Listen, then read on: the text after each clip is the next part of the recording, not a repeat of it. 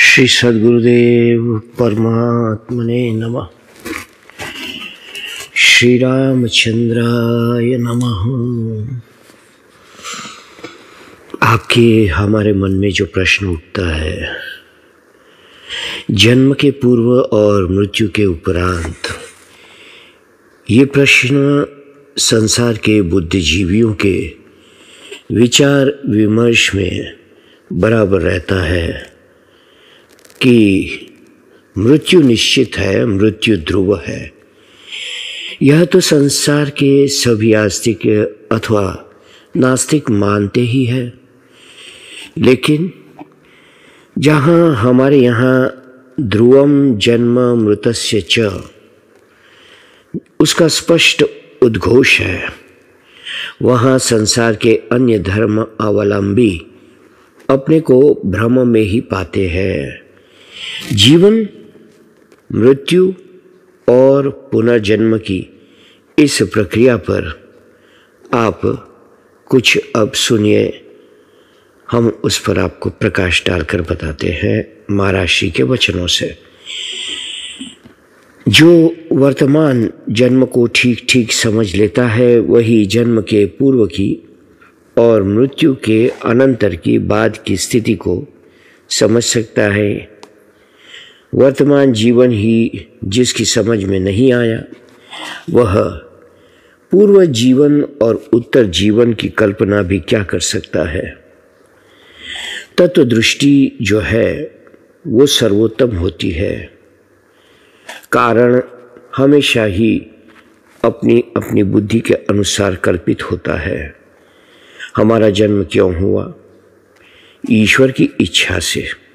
तो ईश्वर की इच्छा किसी को पशु, किसी को पक्षी, किसी को मनुष्य, किसी को सुखी, किसी को दुखी, किसी को लंबा, किसी को नाटा, किसी को लंगड़ा, किसी को स्वस्थ सुंदर, ऐसे भिन्न भिन्न रूप में बनाने की क्या इच्छा हुई, क्यों हुई? इसका उत्तर है कि जिसका जैसा पूर्व कर्म होता है उसके अनुसार ईश्वर नया जन्म देता है। यदि अपनी मौज से ईश्वर सबको जन्म देता है, किसी को पशु पक्षी, मनुष्य, सुखी दुखी, लंगड़ा लूला, काना, आँख वाला बनाता है या अंधा बनाता है, तो ये तो एक प्रकार की बड़ी उच्छृंखलता हुई ना, मनमानी हो गई ईश्वर की। तो एक ही प्रकार के जीव, एक ही प्रकार के उपादान, एक ही बनाने वाला और तरह तरह के बनाकर रख दे, किसी को सुखी किसी को दुखी, तो वो तो अन्याय होगा ना। इसलिए कर्म की अपेक्षा से ईश्वर जन्म देता है।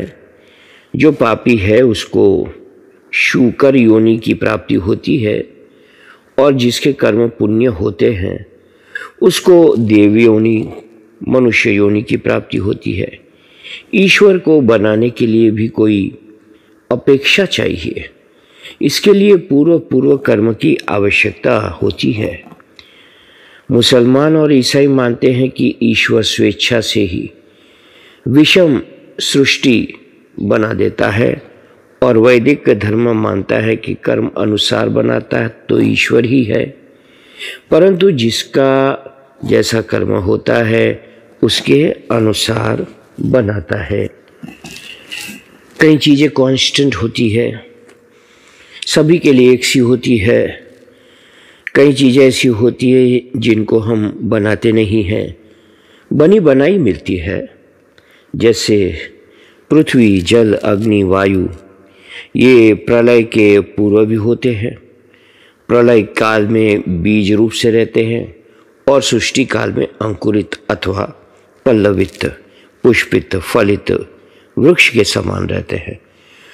और नींद तो सबको आती है, जागना भी सबको होता है, सपने भी सबको आते हैं।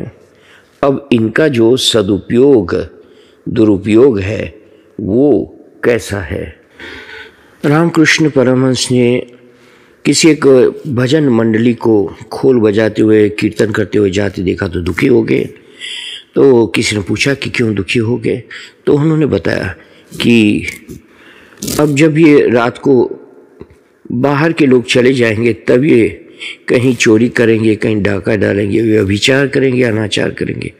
ऊपर से दिखावा है सतोगुण का और भीतर रजोगुणी तमोगुणी कर्म करने की इच्छा होती है। तो व्यक्ति अपने गुणों के वजह से अच्छे बुरे कर्म करता है और ये स्वतंत्रता है। आप किस काम के लिए सतगुण स्वीकार करते हैं वो आप देखिए। प्रबोध चंद्रोदय नाटक में एक बात आती है, व्यक्ति प्रातःकाल पहले जाकर गंगा स्नान करता है। गंगा जी में जो भीतर की लकड़ी के पट्टे लगे हुए होते हैं उन पर जाकर बैठ जाता है। पर उसका उद्देश्य प्रातःकाल जो वहाँ स्त्रियाँ आकर स्नान करती है उनके स्नान करते हुए शरीर को देखने की होती थी। प्रातःकाल उठना भी सात्विक है, स्नान करना भी सात्विक है और जप करना भी सात्विक है, परंतु उद्देश्य उनका निम्न कोटि का है। ये सतोगुण रजोगुण तमोगुण भी सबके जीवन में आते हैं, परंतु वे उद्देश्य के अनुसार फल देते हैं। प्रकृति के गुणों में भी जीवन में तमोगुण वृत्ति है, रजोगुण वृत्ति है, सतोगुण वृत्ति है, परंतु जब उसका सदुपयोग किया जाए तो ईश्वर उन सब का फल भी उत्तम देता है। इसलिए इस जन्म को देखकर पूर्व जन्म का अनुमान होता है। जो नरक में खूब खूब दुख भोग कराते हैं वो इतना चिड़चिड़ा होते हैं कि वो सबको डांटते फटकारते ही और उसमें ही मजा लेते हैं, और जो स्वर्ग का सुख भोग कर तृप्त होकर आते हैं वह सबको तृप्ति प्रदान करते हैं। ऐसा भागवत में भी आया है। जैसे कोई रुई के गोदाम से आए तो उसके शरीर पर कपड़े पर कुछ रुई के रेशे लगे हुए होते हैं, और यदि कोई कोयले के खान से आए तो कुछ कोयले के कण उसके ऊपर पड़े होंगे। यदि कोई दवा के कारखाने से निकलेगा तो दवा की गंध, या इतर के कारखाने से निकलेगा तो सुगंध। इस प्रकार मनुष्य का जो ये जन्म होता है उसकी के द्वारा पूर्व जन्म का अनुमान किया जाता है कि ईश्वर कैसे जन्म दिया था उसको और आगे वो कहाँ जाएगा।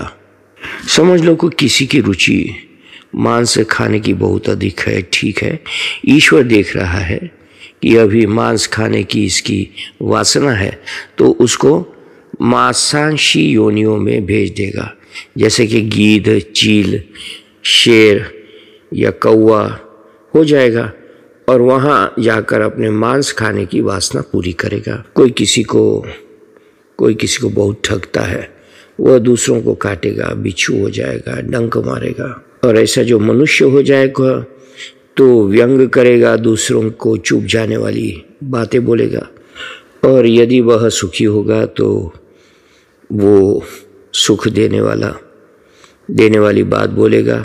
कोई कहेगा शांत होकर भजन करना अच्छा है, कोई कहेगा कि दिन रात कर्म में लगे रहना अच्छा है। तो ये जो वर्तमान जीवन है यही पूर्व जीवन और भविष्य के जीवन का सूचक है। अब किसी का जन्म होगा, किसका जन्म नहीं होगा, तो किसका जन्म नहीं होगा इसकी भी बात को पता चल जाती है। कैसे लगता है पता? कि जिसके जीवन में वासना जितनी कम है और सर्वथा निर्वासन है उसको ईश्वर कहाँ भेजेगा। ईश्वर को भेजने के लिए कोई जगह ही नहीं हो सकती उसके लिए जहाँ निर्वासन पुरुष को भेजे। तो ईश्वर कहते हैं कि भाई निर्वासन आत्मा तो हमारी है, आओ तुम हमसे एक हो जाओ, अब तुम्हें जन्म मृत्यु के चक्कर में नहीं पड़ना पड़ेगा। तो इस जीवन में निर्विकार होगा, वो निर्विकार ब्रह्म से एक हो जाएगा।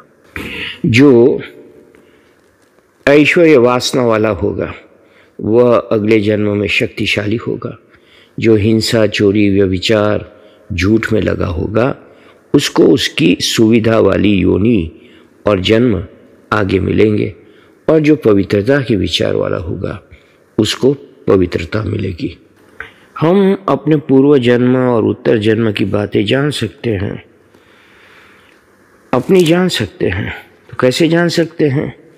जो कुछ परिग्रह हुआ है, माने जो कुछ हमने बाहर से लिया है, कुछ इस जन्म में लिया है, कुछ पूर्व जन्म भी हो सकता है।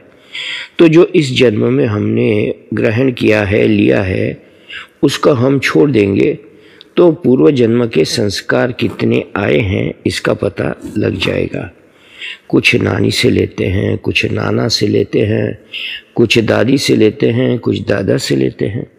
कुछ अपने पूर्व जन्म का होता है, कुछ गर्भ का होता है, कुछ संग का होता है, कुछ पढ़े लिखे का होता है और कुछ खाने पीने का भी होता है। इन सब को जब छोड़ देते हैं और अपने शुद्ध रूप में स्थित होते हैं तो अपना अतीत भी और अपना भविष्य भी दिखने लगता है। इसलिए पूर्व जन्म की और आने वाले जन्म की, उत्तर जन्म की एक दार्शनिक वैज्ञानिक प्रक्रिया है। गरुड़ पुराण के बहुत से पाठ अगर आपने सुने होंगे, प्रवचन सुने होंगे, जिनमें नरक स्वर्ग पूर्व जन्म का बहुत वर्णन होता है। तबीयत घिन घिना जाती है। ऐसे तमोगुणी, रजोगुणी, सत्वगुणी प्रकृतियों का भी कोई मूल है और आगे उसका कोई फल है, ये बात सुनिश्चित है। जय सिया राम, जय सद्गुरुदेव।